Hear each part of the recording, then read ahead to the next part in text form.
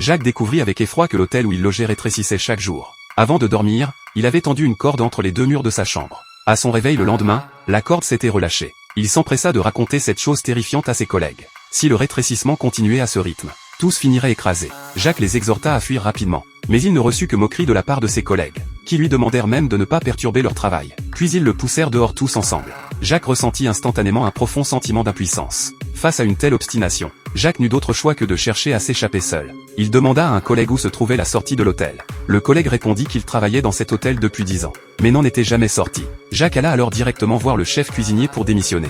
À sa grande surprise, le chef cuisinier s'agenouilla en l'entendant. Il supplia Jacques de ne pas partir, disant qu'il ne pouvait pas se permettre de perdre un talent comme lui. Voyant le chef cuisinier pleurer si amèrement, Jacques retira temporairement sa démission. Plus tard, pour trouver la sortie, Jacques traça des repères dans les couloirs, et tenta de dessiner un plan. Mais derrière le papier peint déchiré apparurent d'étranges choses. Jacques souleva le papier peint, et vit des tentacules de chair entrelacés. Cette matière répugnante le dégoûta profondément. Il utilisa le bord tranchant d'un plateau métallique pour couper avec force les protubérances. Un cri perçant retentit, et les lumières de l'hôtel se mirent à clignoter, comme si le bâtiment lui-même avait été blessé. Jacques retourna rapidement dans sa chambre. En ouvrant la porte, il découvrit que presque tous les clients de l'hôtel s'étaient cachés dans sa chambre. Jacques n'eut d'autre choix que de s'allonger dans le couloir pour se reposer. Le lendemain, Jacques fut réveillé par la sonnerie du téléphone.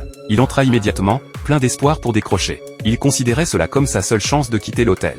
Mais le jeune homme le plus proche du téléphone raccrocha. Furieux, Jacques l'insulta copieusement, puis chassa tout le monde de la chambre avec un balai. Il regarda avec désespoir son plan, qu'il avait dessiné avec tant d'efforts, déchiré par les intrus. Jacques était au désespoir. Il s'allongea sur le lit effondré, l'esprit vide.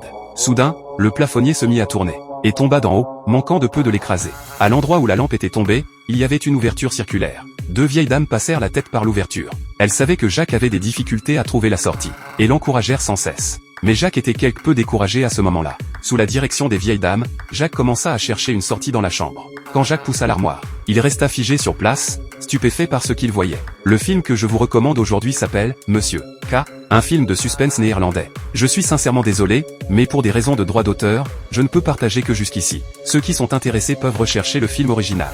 Merci de votre attention. Je partagerai des films passionnants avec vous chaque jour. À la prochaine.